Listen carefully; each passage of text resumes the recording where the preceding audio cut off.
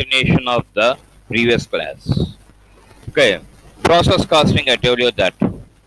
Okay, it will take into account the each and every process. It will take into account the cost of the each process divided by the number of units. It will you will come across cost per unit. Now, what are the examples of this? Chemical plants, paper, soap, textiles, sugar, food products, etc. So these are the things. Chemical plants, paper, soap, textiles, sugar, okay, food products, etc. Now here in this context I'm going to take one thing and I'm going to elaborate that sugar. You will get sugar from guru or this bellam. We'll call that thing as guru or this thing. Okay, what do you call this? Sugar. When you want to go for sugar, when you want to manufacture sugar, first of all, the raw material you have to take into account. Okay, so what is the raw material? Sugar cane. Okay, sugar cane you have to take.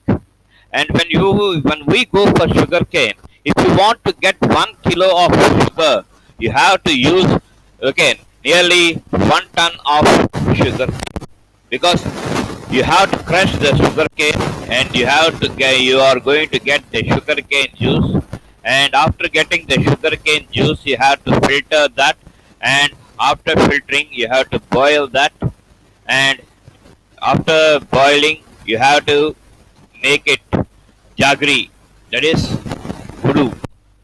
In Telugu it is known as bellam. So they will construct that, they will prepare that. This is nothing but a process. Okay, crushing is a process. Okay, filtering is a process. Boiling is a process, and after that, getting the final product, product that is gudu or this thing, bellam, jaggery, whatever it may be. That is the thing. After getting this jaggery or gudu, okay, some people what they will do is in order to convert that into sugar, okay, they will add the bone ash. So when you are adding the bone ash, dehydration will come across. That is, the color will change, but the taste will not change. That is, the sweetness will not change, and the color will become white. And after that, you have to grind. You will come across big pieces, and you have to grind that. Grinding is a process, and in what way we have to grind? In they will grind in big units, that is big particles, and again they will grind that to in small quantities, and again they will get into so like this the process will go on. Finally we'll get the sugar. Okay, when you are going to manufacture the sugar you have to go through different process, and in different process you will come across the cost, the expenditure. Okay, similarly, you will come across normal loss and abnormal loss. In some cases, you will come across abnormal loss. All these things that you will come across. So, at every stage, you will come across a cost, and you have to take the number of units and you have to divide the cost with the number of units. Thereby, you are going to get the unit per cost per unit. You are going to get. So when we go on adding all these things, automatically, finally, you'll get the final cost per unit. So that thing, it is very important when we go for process costing. Okay. Other methods based on the principles of process costing but vary due to special features are, okay, so there are some other methods. They follow the same principle of process costing, but they will differ with some features. Okay, they will differ from, they will differ for basing upon some features. Now, what are their other methods? Operation costing, single output or unit costing, and operating costing. These are the various things that we will come across. Operation costing, single output or unit costing, and operating costing. These are the various things that we will come across when we go for the other methods. Now, one by one, let us understand about this. What is operation cost? What is, single output or unit costing? What is operating costing? Operation costing. This is a refinement and more detailed application of process costing.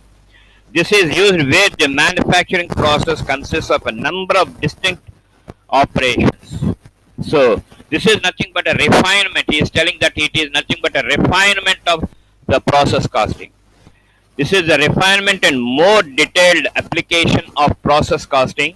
This is used where the manufacturing process consists of a number of distinct operations, separate operations. There you will come across the operation costing. Now, after that, we are going for single output or unit costing. It is applied where production is uniform and consists of a single product or two or three types of similar products with variations only in size, shape, and quality. This is the peculiarity. Singular output costing, it is applied where production is uniform. Okay, it won't change production. Uniform and consists of a single product. Two or three types of similar products. Two or three types of similar products with variations only in size, shape, and quality. This is the main thing that you have to understand regarding single unit or single output or unit costing. Okay, operation costing is nothing but a refinement of process costing, and it is different in because the process are distinct in nature. It is not. This unit costing is entirely different. They will take into account only one product, two or three, okay, types of similar product, okay, with variations in size, shape, and quality. This thing you have to understand this. Okay, now we are going for operating costing. This method is applicable to undertakings that render services. Okay, here operating costing, it won't take into account the manufacturing of goods and other things.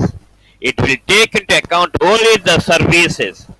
This method is applicable to undertakings that render services.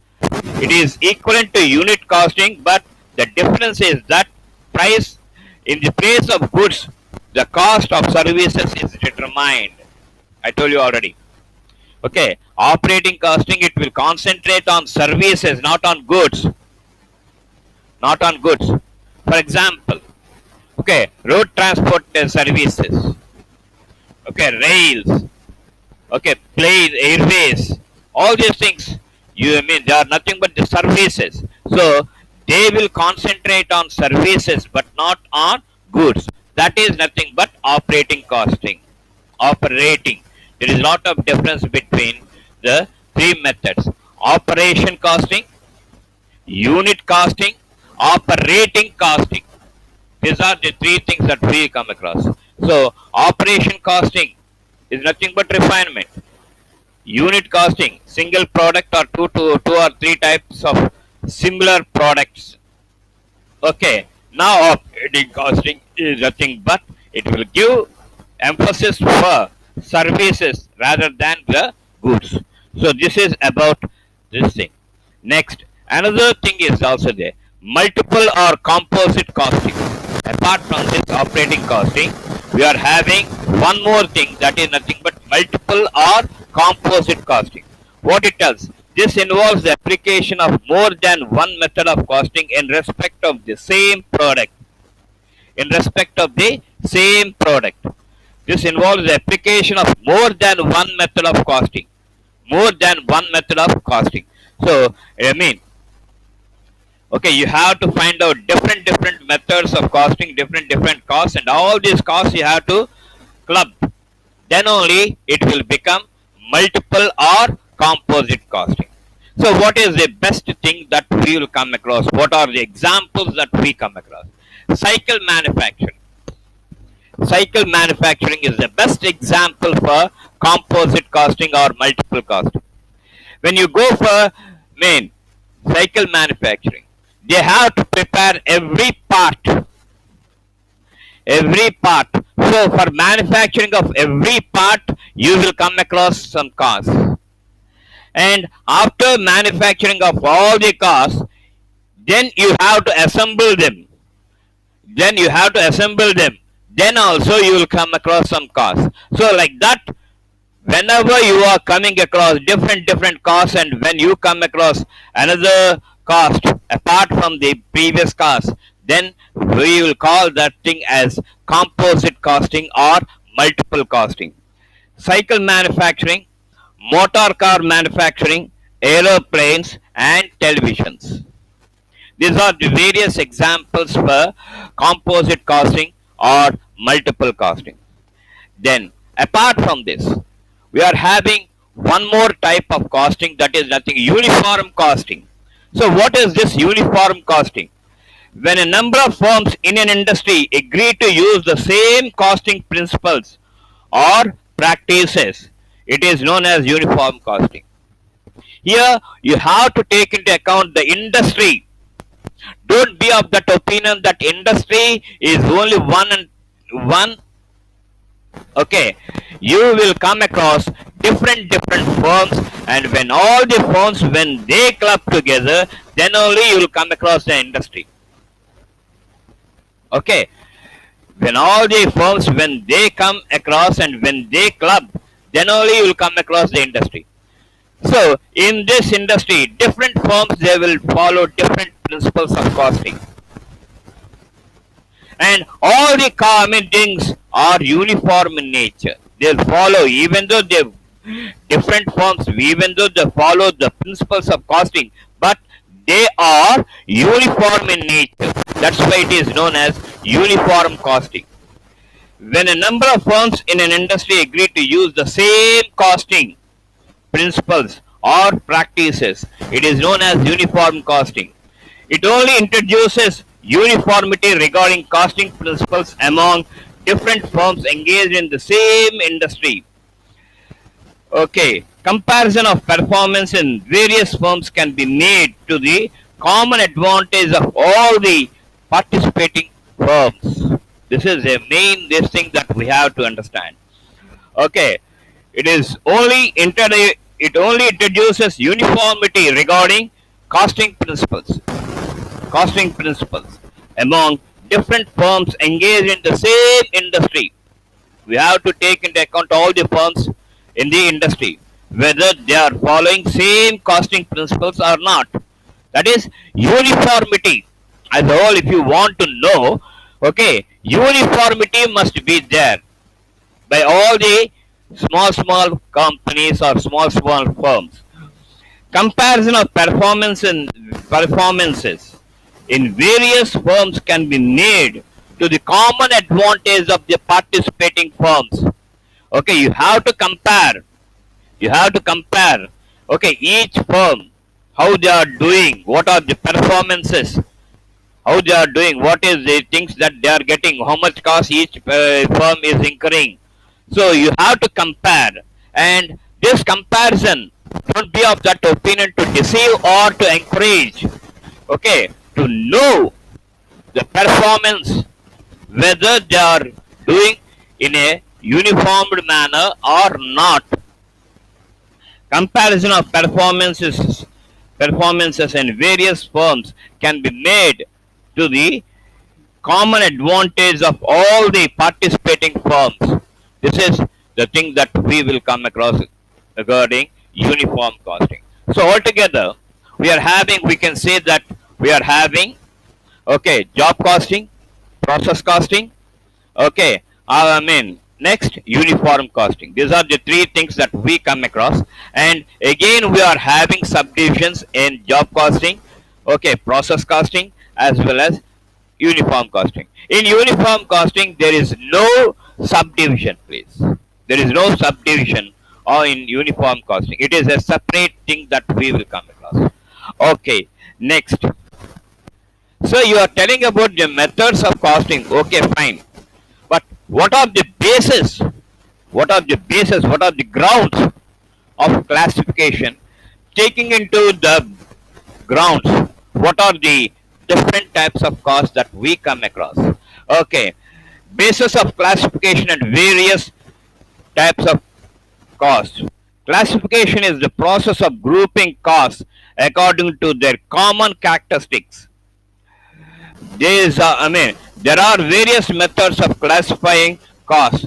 The important bases are one. The first one is, okay, we'll have grouping of costs, different grouping, but all the calculations of cost, whatever it may be, they must be done on some grounds.